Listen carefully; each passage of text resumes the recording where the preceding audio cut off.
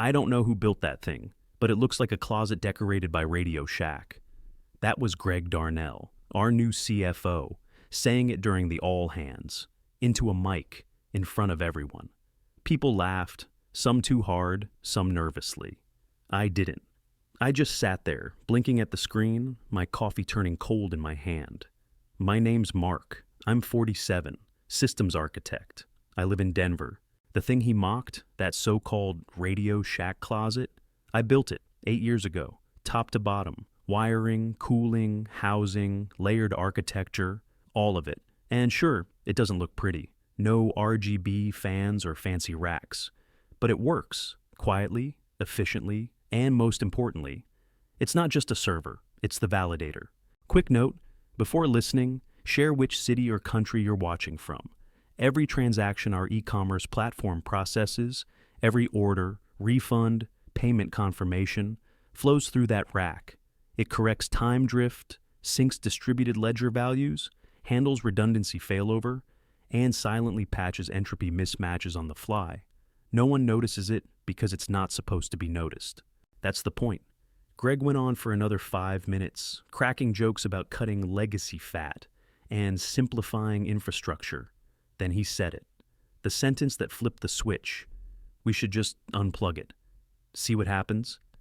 People chuckled again. The kind of laugh you hear when no one's sure if the boss is joking. But I knew he wasn't, not with Greg. He's one of those guys who reads a bullet point summary and thinks he understands systems engineering. MBA swagger, zero technical depth. I didn't say a word, didn't raise my hand, didn't even shift in my chair. I just opened a secure shell and copied the node's validator logs to a private mirror I'd maintained quietly for years. No one ever asked why I ran a terminal off-site. No one cared. Slack was on fire after the meeting. Engineers whispering in threads, asking if the rack was still in use, throwing out guesses. Is it safe to deprecate? Can we replace it with a cloud validator? I didn't reply. I let them talk. I walked down to the server room. That rack was still humming along, same as always. A little dusty, still perfect. I tagged a maintenance file as pending review, saved the backup config, and pulled my plants off my desk. I didn't say goodbye. I didn't even shut off my monitor, just walked out. Because Greg thought he pulled a power move. But what he really did, he pulled the pin. I came back the next morning, not to work, just to watch. The facility guys rolled in around 9, 2 of them. No badges, just generic polos and clipboards. The taller one, bald with a Bluetooth headset, walked right past me like I didn't exist. There it is, he said, pointing at the rack. The nostalgia stack. The other one laughed. Man, this thing looks like it survived Y2K, smells like dust and regret. I stood near the back wall, in the shadow of the old AC unit, hood up, fists shoved into my jacket pockets so tight my knuckles ached. I didn't say a word, didn't move, just watched. They didn't power it down properly, just yanked the power cable like it was a dorm fridge. The hum stopped, fans clicked off. The validator lights blinked twice, then dark. Hope this ain't mission critical, the bald one joked. It's legacy. CFO wants it gone, the other replied, already unbolting the mount brackets. Probably doesn't even run anything. They were wrong, but I let them be wrong. I had already made the thumb drive. Took me 3 nights to build it. Passworded, encrypted, no label. Contained override keys, every validator patch, full config logs, drift correction history, and the back-end scripts I'd written over the years. The ones no one ever documented, but somehow everything relied on. They boxed up the rack and pushed it to the corner, like junk. I stayed frozen, heart pounding like I'd just watched them unplug a ventilator. But I didn't stop them. I didn't flinch. They didn't see the hole they just made, but I did. That night, I pulled out the mirror node. It sat in my basement behind an old tool bench, cased in a cheap black mini tower with a green sticker on the side, spare, test only, just in case anyone ever saw it. It wasn't spare, and it sure as hell wasn't for testing. This node had been quietly syncing with the live system for years, watching, learning, updating itself. I fed it logs regularly, enough to keep it nearly aligned with the live system. It was clean, quiet, off the grid. At 11:43 p.m., I powered it up. The drive spun like they'd been waiting for this moment. Fans kicked in. A soft click, then a steady green blink on the front panel. Connected, synced, ready. I ran failsafe protocol Echo 9. Not flashy, no red screens, no dramatic alarms, just a series of deep system pings and logic gate tests. Then a silent link established between the mirror and the core transactional engine. It didn't change anything on their side. That wasn't the point. This wasn't about sabotage. This was about posture. Echo 9 put the system into passive watch mode, just enough to let me monitor drift and activity, to see what would fail, where it would snap first. Then I sent the email, not to Greg. That would have been a waste of characters. I sent it to the legal distro list. Subject line, Protocol Echo 9, reference 2 sentences. Per the Infrastructure Manual section 17.4, failsafe continuity has been initiated in response to premature validator decommission. No further action required unless dependency faults occur. Polite, calm, vague. Just enough breadcrumbs to cover myself. Just enough legalese that someone could dig deeper, if they bothered. I stared at the screen for a while after sending it. Not proud, not bitter. Just focused. Number. This was restraint, precision. So I waited, and the system, now without its validator, started listening to ghosts. By Wednesday morning, the cracks were impossible to miss. Refunds were duplicating, not every time, just often enough to set off flags. A few stuck carts here, a payment loop there. Customers started submitting tickets. The words "charged twice" showed up in half of them. Nobody panicked yet, not outwardly. But I saw the alerts. My mirror node logged everything. Live heartbeat pings from the core system, now twitching like a broken nerve. Transaction validation time started creeping past the 2-second mark, then 4, then 8. A few drifted so far they fell outside their tokens completely. Those got dumped into fail queues. The system wasn't processing errors. It was producing them. Upstairs, they were clueless. Outsourced IT fired off the usual garbage. Could be DNS congestion. Might be a latency hit from the CDN. Let's just reboot the failover nodes, clear the cache. None of that would fix what was breaking. They were swabbing the deck while the engine room flooded. On Thursday morning's sync call, Greg showed up grinning. Polo shirt, messy hair, zero urgency. All right, he said, waving his mug. Let's reboot the cloud and call it a week. A couple folks chuckled. I recognized the tone, the fake laugh people give a boss they're scared to correct. Someone asked if customer refunds were stacking. Greg shrugged. It's probably just a queue delay. We'll bounce the middleware tonight. Worst case, we move some endpoints to the new validator. New validator. That was rich. The cheap plug-and-play box they installed as a replacement wasn't validating anything. It was routing. Blindly. It didn't track entropy, didn't timestamp, didn't self-correct. It passed data like a mail slot. But no one on that call said a word. I leaned back in my chair, cracked my knuckles, and watched the sync logs hit another cascade failure. A batch of confirmation tokens fell out of sequence. 47 orders misclassified as incomplete. They'd be auto-refunded by noon. Meanwhile, sales flagged the drop as abandoned carts. Support prepped a generic script blaming browser caching. Everyone looked everywhere but the root. No one said my name. No one even whispered about the validator. It was like it had never existed, and I didn't remind them. Not yet. This wasn't spite. This was patience. The validator had one job: resolve drift before it became damage. Remove it, and the whole system slowly tears itself apart. Time mismatches multiply. Token loops create false negatives. Order confirmations show pending even after a refund hits. Entropy always wins, if no one's cleaning up behind it. My mirror node recorded every misfire, every refund loop, every malformed timestamp. I wasn't interfering, just watching, like a camera in a crumbling dam. They didn't even know where the leak started, but I did, and I knew what came next. Friday morning, the numbers didn't add up, literally. I watched from home as the accounting team scrambled across Slack threads, chasing ghost figures. Sales dashboards said one thing, refunds another, payout reports a third. None of them matched. Is it a sync issue? One accountant asked. Nope, another replied. I checked timestamps. Some of these are showing duplicate entries an hour apart.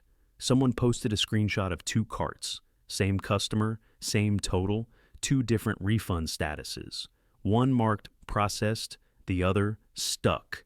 Support got hammered. Refund complaints tripled overnight. Order confirmations were showing up with corrupted item lists. Shirts labeled as null object. One woman threatened to call Channel 8 News. Said she got charged 4 times and didn't even get a confirmation email. It was falling apart, fast. Then Ethan, junior dev, been there maybe 10 months, stepped up. I'd barely spoken to him, but I remembered his name from the intern's Slack. Kid was sharp, stayed late, actually read the manuals. He posted a short doc to Engineering General, subject, Validator Replacement Missing Drift Logic, 4 bullet points, 2 graphs, 1 sentence summary. The new system isn't validating timestamps. Drift is compounding. He even included screenshots showing token decay over time. Clear as day. Nailed it. Within 15 minutes, the message disappeared. Post deleted, thread locked. Greg called an emergency Zoom. I logged in, camera off. Let me be crystal clear, Greg said, pacing in front of a whiteboard he hadn't written on once. We are not in crisis. What we don't need right now is panic. And that's what Ethan created. Someone tried to speak up. I think it was Claire from backend, but he cut her off. Ethan has been let go, Greg said. Effective immediately. No need to dwell on it. Let's move forward. Just like that. No HR process, no notice. Just gone. And that was my cue. I opened my encrypted inbox and pulled up the second message I'd been holding, typed slowly, carefully. Subject, infrastructure dependency, validator, notes, as outlined in Section 6.3 of the 2020 ALPs, DOC, and 11.9 of the Archived Backend Continuity Guide, validator decommission impacts entropy balancing at all transactional layers. Recommend legal review. I sent it straight to legal. No one else, no bold text, no threat, just references. If they knew where to look, they'd find everything. 5 minutes later, one of the legal assistants tagged someone named Mallory in a private thread. I saw the typing bubble start, then stop, then start again. They were sniffing. Good. My mirror node was pulsing red. Refund misfires were doubling every hour. Token confirmations were now off by full seconds. Sales data was fragmenting. One regional node in Ohio had processed the same return 6 times in a row. I didn't step in. I didn't offer to help. Greg fired the only guy with a clue because he thought control meant silence. But silence doesn't protect you. It just makes the fall quieter. Saturday morning hit like a hammer. The Blitz sale launched at 9 a.m. sharp. 4 states, 11 microsites, over 600 grand in discounts preloaded into the cart flow. Influencers were already posting. Ads were everywhere. I even saw a banner on a bus stop downtown. By 9:14, it was over. The whole site collapsed mid-transaction. Orders froze at checkout. Card entries looped into dead redirects. Customers who'd clicked Pay Now got refund alerts before they even saw a confirmation screen. I watched it live, from home, slippers on, tea in my hand, same chair, same terminal, same node humming in the basement. Refunds triggered automatically. The system thought everything was double charged. That's what happens when time drift corrupts the ledger. Confirmation tokens expire before they verify. The system flags them as fraud, cancels, reverses. Then it snowballed. Auto emails went out saying orders were confirmed, followed by second emails saying the same orders were declined. Tracking numbers with 0 data. Promo codes stuck in limbo. People lost it. One fitness influencer in Phoenix posted a screen recording on her Instagram story. Full checkout crash, full refund loop, no confirmation. She captioned it, "Is this a scam? You took my money. Fix this." That clip hit 500,000 views by noon. Twitter turned on the company by 1 p.m. Reddit had 3 threads calling it a coordinated bait and switch. Public perception flipped. Fast. It wasn't a glitch anymore. It was theft. At 1:30, Greg scheduled a mandatory Zoom. Yes, on a Saturday. He showed up in a t-shirt this time, hair messy like he'd been yanked out of bed. but still trying to look in control. "I want to thank you all for jumping on," he started, like this was some casual sink and not a dumpster fire. "We've got a little turbulence, but nothing we can't manage." The engineers on the call looked destroyed, eyes bloodshot. One guy had clearly been crying. No one spoke. PR tried to help. "We're workshopping language," the PR lead said, like infrastructure modernization or unexpected scaling issue, something neutral. Greg nodded like it made sense. "Yeah, good. Let's emphasize that we're evolving, that this is part of the natural growth curve," someone from SRE finally unmuted. "Greg, we don't have access to the logs." Silence. "What do you mean?" Greg asked. "I mean, the entire validator chain is empty. No backfill, no backups, nothing syncing. Even the redundancy cache is showing null returns." Greg blinked hard, then forced a smile. "We've got backups of backups. Maybe they're lagged. Give it time." I almost laughed. There were no backups of backups. There were validator pings. But without timestamps, they meant nothing. The whole chain was voided when they unplugged the rack. And I was the only one who could still see the full picture. My mirror node had it all. Logs, pings, drift deltas, transaction mismatches, refund chains, even the malformed card IDs. It looked like a heart monitor from a patient already flatlined. I took another sip of tea. Greg kept talking, pretending they were in control, throwing out buzzwords. "Let's stay calm. Let's isolate the edge cases. Let's align internal messaging." Nobody believed him. They didn't need to say it. I could see it on their faces. The system wasn't just glitching. It was rotting from the inside out. And the idiot who cut out its heart was standing there, like it was just a bad PowerPoint. By Sunday morning, even the dashboard started lying. Revenue reports said one thing. Refund logs said another. Sales metrics showed 112,000 in net gain. Support was tracking 200 grand in reversals. No one could tell what was real. Slack went feral. Number hash infracore was nothing but engineers tagging each other like they were shouting into a burning house. "Can someone get into the core ledger? Why are our refunds timestamped before purchase time? Who has validator admin access?" Nobody did. Greg tried to play calm again, posted some garbage and hashtag announcements about temporary drift during load testing. That's when Sarah from backend texted me. "You locked it, didn't you?" I didn't reply. She sent another. "You were the only one who ever touched the entropy patch. They don't even know what it is." She wasn't wrong. That afternoon, legal brought in an outside firm, forensic audit. 2 guys from a company called Venn Systems. One gray-haired, one younger, both straight-faced and quiet. They started digging into the transaction chain. The gaps weren't subtle anymore. They were holes. And when they ran the call stacks backward, the story told itself. The cloud validators weren't standalone. Not even close. Every major transaction loop, every time-corrected refund, every ledger normalization for the last 8 years had one common link: the unplugged rack.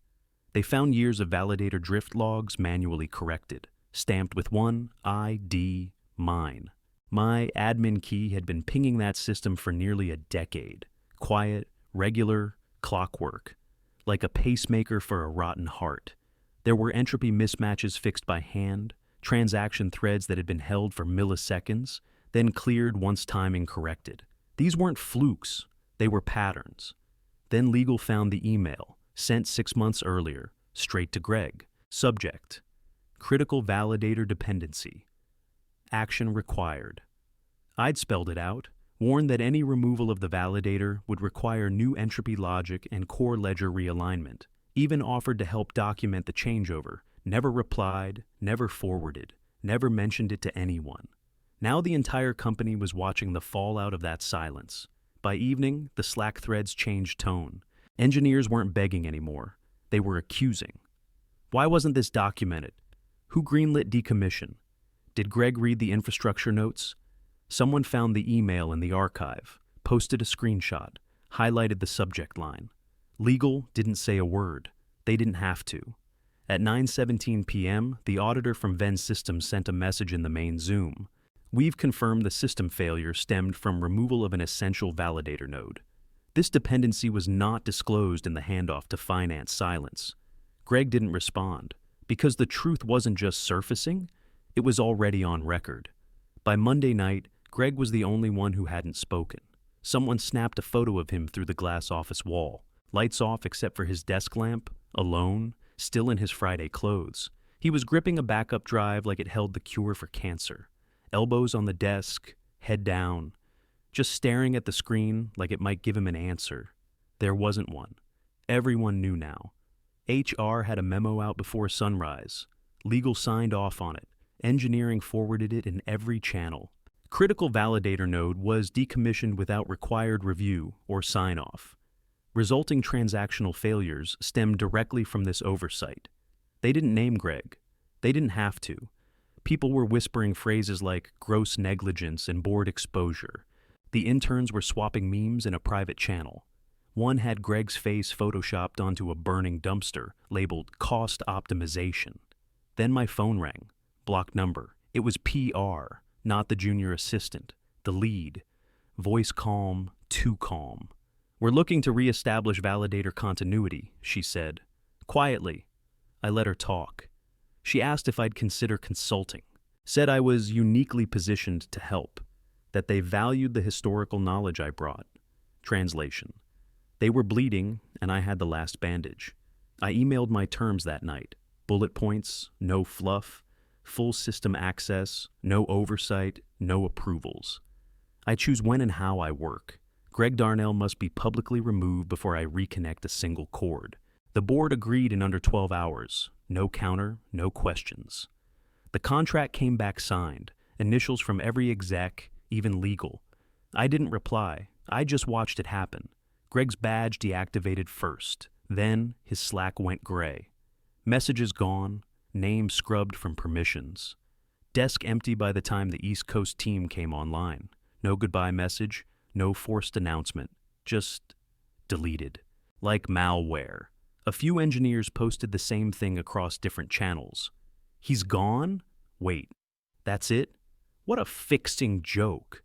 It wasn't rage anymore. It was disbelief. This guy nuked half the backbone of a multi-million-dollar operation and didn't even fight on the way out. No one missed him, and now everything pointed to me. I had what they needed. They had what I asked for. Only thing left now was the plug. I walked through the front doors like I never left. No one stopped me. No badge check. No welcome back. Just a few quick glances from desks, then eyes dropped. It was quiet. The kind of quiet that follows a storm. I passed the kitchen. Someone stood near the fridge and nodded, slow. Didn't speak. Didn't have to. That nod was enough. Straight to the server room. Same hallway. Same smell. A mix of ozone, dust, and cheap carpet.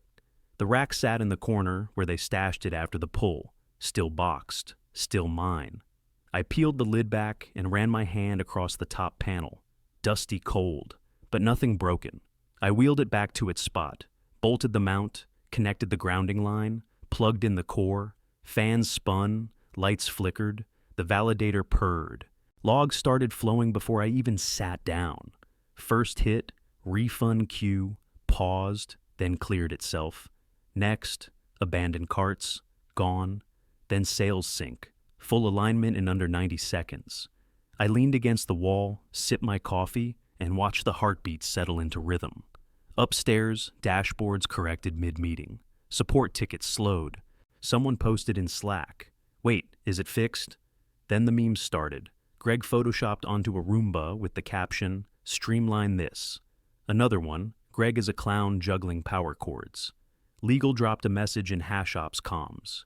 Confirmed, validator unplug, authorized by Greg Darnell. Signature on file. 2 minutes later, PR posted the final statement. Effective immediately, Greg Darnell is no longer with the company. No fanfare, no follow-up, just done.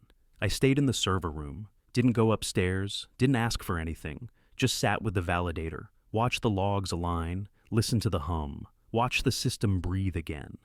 It wasn't about praise. I didn't want thanks. I didn't need speeches. I wanted precision, respect. Systems that work, that's all. And now, finally, it did.